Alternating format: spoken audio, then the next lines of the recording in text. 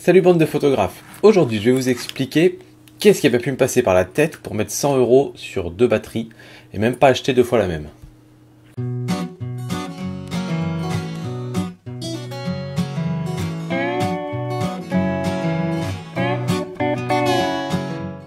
Alors, la question des batteries, on en a déjà parlé un petit peu sur cette chaîne, mais on n'est pas vraiment rentré dans les détails.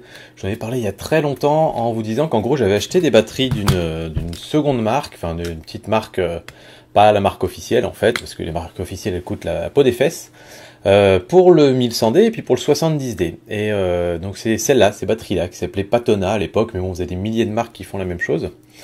Et j'en étais très content pendant assez longtemps. Il se trouve que là, elles sont en train de rendre l'âme, les deux en même temps, et que ma batterie Canon d'origine tient toujours très bien. Et donc là, j'ai pris la décision d'acheter une batterie Canon d'origine, enfin une batterie officielle Canon, et une batterie non officielle Canon, et je vais vous expliquer pourquoi. Donc en fait, pour tout vous dire, j'étais effectivement très content pendant à peu près un an avec les batteries de remplacement. La Canon, on va pas rentrer dans le détail, elle est nickel du début à la fin, j'ai jamais eu de problème. Au bout d'un an, cette batterie-là a commencé à me faire des histoires pour filmer en vidéo. C'est-à-dire que je pouvais commencer à filmer une vidéo alors qu'elle était pleine, et puis au bout de parfois 1 minute, parfois 12 minutes, et puis parfois 15 secondes, ça s'arrêtait net. Et quand je rallumais, ça mettait que la batterie était vide. Donc j'ai arrêté de les utiliser pour tourner mes petits épisodes avec mon appareil photo, donc je mettais plus que la batterie Canon officielle. Je fais attention de toujours l'avoir bien chargée, je la recharge toujours dès que j'ai fini de l'utiliser, donc ce qui fait qu'elle reste toujours prête pour des nouveaux épisodes. Et puis l'année dernière, en partant en rando à la montagne, à un moment, je faisais pas mal de photos de paysages avec l'écran, donc je mettais le Live View, et c'est sur le Live View que ces batteries ont commencé à rendre l'âme de la même manière, c'est-à-dire qu'elles s'arrêtaient. Après je peux les recharger et ça remarche pour faire des photos, il n'y a pas de problème, mais là en Live View ça semblait les vider d'un coup.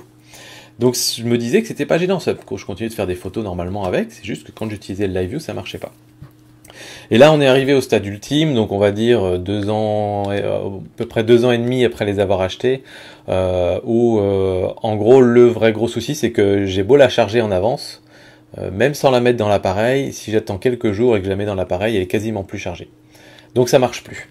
Mais j'en étais très très content pour toute la partie photo. Donc voilà, en fait la raison elle est toute bête, et le conseil que je vais vous donner si vous ne faites pas des vidéos YouTube, ce qui représente la plupart d'entre vous, c'est de pas vous embêter avec ces batteries Canon, ça reste le même conseil que d'habitude, c'est utiliser des batteries de sous-marque on va dire, qui marchent très très bien pour la photo, et puis pire, si jamais elles tiennent 2 ans, vous aurez quand même payé 3 fois moins cher qu'une batterie officielle, et vous en rachetez une autre et ça vous aura toujours coûté moins cher. À mon avis, les seules personnes qui peuvent être intéressées pour acheter des batteries d'origine de chez Canon, ça va être les gens qui filment en vidéo. Alors, j'ai testé celle-là, je vais la tester en vidéo pour voir si elle me fait le même problème que les autres. C'est peut-être pas dit que ça fasse le même problème, mais je pense que ça arrive de façon assez récurrente sur les sous-marques et beaucoup moins sur les marques officielles. Donc voilà, les gens qui font souvent de la vidéo, etc., je pense que ça peut être intéressant pour eux qu'ils aient des batteries officielles de rechange. Et je pense aussi peut-être éventuellement des personnes qui sont professionnelles de la photo. C'est qu'il y a pas mal de pros sur YouTube qui font des vidéos et qui recommandent presque tous de prendre des batteries officielles. C'est parce que eux, ils peuvent pas se permettre aucune erreur. Ils peuvent pas se permettre, s'ils partent à un mariage avec 3 batteries, c'est qu'ils savent qu'ils vont utiliser les 3. S'ils en ont une qui est défaillante à un moment, ça peut leur coûter cher. C'est pour ça qu'ils ont 12 000 cartes SD aussi. Enfin voilà, mais c'est pas des problématiques d'amateurs comme nous. Donc voilà, pour nous c'est pas la peine de saigner aux 4 veines pour acheter une batterie comme ça, mais je vous ai expliqué du coup pourquoi moi j'avais dû prendre une batterie à 75 €, c'est pour faire toujours plus de vidéos YouTube, parce que oui, il arrive des fois où ma batterie elle se décharge, j'ai oublié de la recharger ou je sais pas quoi, et je me retrouve à devoir repousser le tournage d'une vidéo au lendemain ou sur le lendemain parce qu'après j'ai d'autres trucs de prévu. Donc bref, c'est une question de tambouille interne, ça vous regarde pas directement en fait. Et voilà, donc en gros, moi j'ai dépensé 100 € pour m'acheter 2 batteries, mais vous devriez peut-être plutôt dépenser 20 ou 40 € pour vous en acheter une ou deux. C'est tout, je vais pas en parler pendant plus longtemps que ça. Dites-moi un petit peu vos avis sur les batteries. Pas la peine de recommander 12 000 marques parce que c'est vraiment globalement toutes les mêmes. Elles sont toutes fabriquées par la même usine, c'est juste des marques différentes qui sont mises dessus.